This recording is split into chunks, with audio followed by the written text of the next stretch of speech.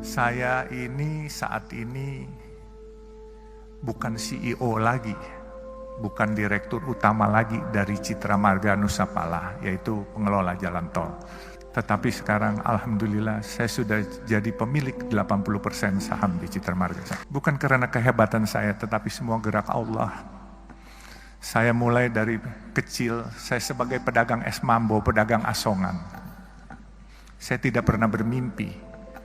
Tapi saya punya mimpi selalu. Oleh sebab itu saya selalu katakan kepada teman-teman, dalam hidup ini kita harus punya mimpi. Tetapi mimpi itu harus kita juga yang membuat menjadi kenyataan. Jangan biarkan mimpi itu berangan-angan saja di kepala kita. Tapi kita harus jadikan kenyataan. Untuk membuat itu bagaimana? Kita jadi orang harus jujur dan amanah. Kedua, harus sayang kepada orang tua, karena doa orang tua ini membuat jalan kita jadi mulus. Dulu cita-cita cuman jadi tukang parkir. Waktu saya sekolah SMA, saya suka liwat di daerah Pasar Baru. Saya tanya tukang parkir, satu hari dapat berapa sih? Dapat 10.000 sampai 15.000. Waktu itu satu mangkok bakmi hanya 300 perak. Jadi kalau 10.000 sama dengan 33 mangkok. Andai kata saya makan satu hari 3 kali, saya masih bisa save 30 mangkok. Berarti saya masih bisa jadi tukang parkir aja udah cukup. Itu cita-cita waktu SMA. Terus saya bermimpi, kok orang-orang bisa sukses? Bagaimana cara sukses? Satu hari saya ke toko buku, saya lihat buku bagaimana jadi orang sukses. Saya nggak punya uang, saya hanya duduk ke sana, saya numpang baca, terus saya pulang. Saya bacain buku bagaimana cari orang sukses. Jadi orang sukses itu harus rajin bekerja. Dan juga jangan lupa berdoa, dan juga jangan lupa jujur, dan jangan lupa juga sayang kepada orang tua, dan minta ridho barokah dari orang tua. Itu intisarinya. Dan saya selalu bermimpi memang menjadi orang sukses. Mimpi itu saya sendiri pesimis waktu itu untuk jadi, untuk sukses. Tetapi seperti saya katakan, bahwa ini semua gerak Tuhan, bukan gerak saya. Saya punya usaha kayu dulu di Kalimantan, saya bikin triplex. Tapi waktu Orde Baru, karena saya kurang dekat dengan pemerintahan waktu itu, akhirnya saya dikeluarkan satu surat untuk tidak dilayani dokumentasinya. Akhirnya saya tutup pabrik saya, 11.000 karyawan saya harus pulang ke Jawa itu semua. Dan saya nggak kecil hati. Saya bilang, ya Allah, kalau memang ini rencanamu, nggak apa-apa. 11.000 karyawan bedol desa semua pulang. Saya diam, terus saya coba lagi untuk berusaha lagi. Tetap kadangkala jatuh bangun itu pasti. Ya ada hal-hal waktu 2008. Saya ingat itu pabrik tahun 94 saya tutup dan saya 2008 diajak seorang teman. 14 tahun saya pensiun itu ibaratnya nggak ada kerjaan. Diajak seorang teman untuk ikut di perusahaan pemboran minyak lepas pantai.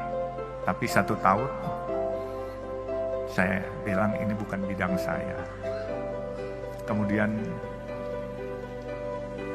saya tahun 2012 saya ditawarkan oleh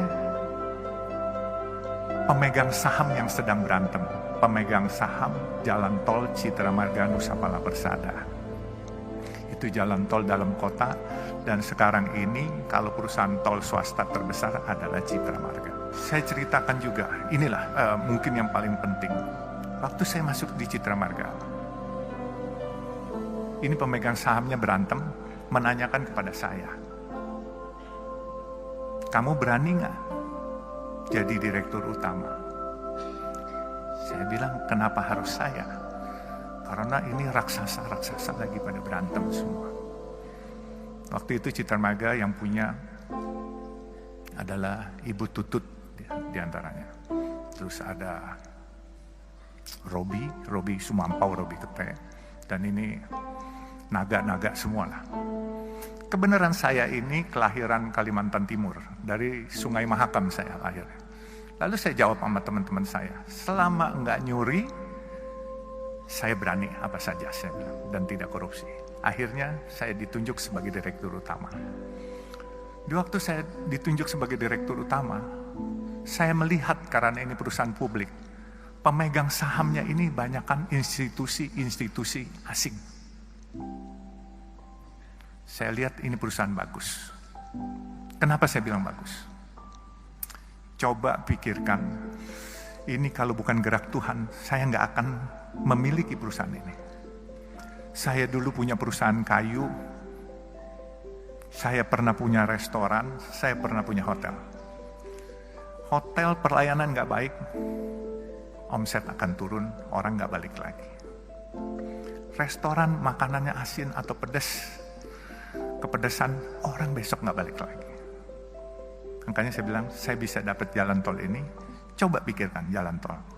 Kalian pernah lewat jalan tol, bayar, macet, marah-marah hari ini, brengsek nih jalan, macet, bayar pula. Besok kalian dengan senyum nganterin duit lagi kepada kita. Nah itu bedanya. Jadi jalan tol itu, mau keasinan, mau kepedesan, mau kemanisan, tetap dimanfaatkan. Nah ini semua gerak Tuhan yang milihin. Jadi saya berpikir gini, saya tidak punya rencana punya jalan tol. Tetapi jalan tol ini gini, kalau saya tidur jam 10 malam, itu truk-truk besar yang nyariin duit sampai subuh jam 5 pagi. Kemudian kalau saya lagi melek bangun, sedan-sedan dan kendaraan umum dari jam 5 pagi sampai jam 10 malam. Nah jadi itulah perkembangan jalan tol. Bisnis ini beda dengan hotel, dengan restoran, dan yang lain-lain. Nah, saya bisa ceritakan, waktu saya lihat perusahaan ini bagus, saya kumpulkan teman-teman saya. Teman-teman saya dari berbagai macam suku. Mereka tanya sama saya, bagaimana? Saya bilang, gampang, siapin aja dananya, saya bikin asing ini keluar barangnya. Jadi waktu itu saya direktur utama, apa yang saya sebut itu pasti bereaksi market. Tapi waktu itu memang saya menyebut ingin membeli sesuatu barang, itu asingnya ketakutan. Jadi saya bilang hari itu, saya ingin beli Bank Senturi yang sedang bermasalah waktu itu. Itu semua asing tidak setuju. Dia lepas barang itu semua. Akhirnya teman-teman saya beli semua.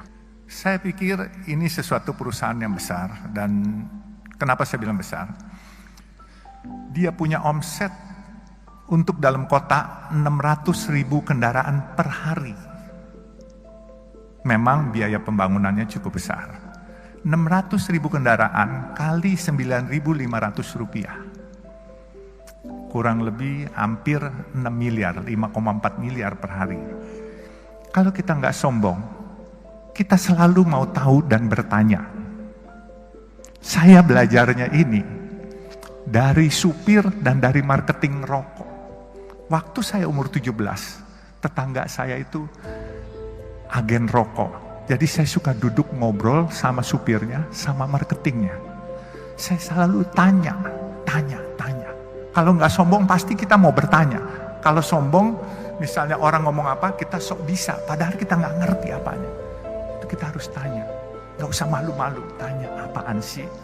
Ini menambah wawasan kita. Nah setelah menambah wawasan kita, insya Allah kita jadi pintar.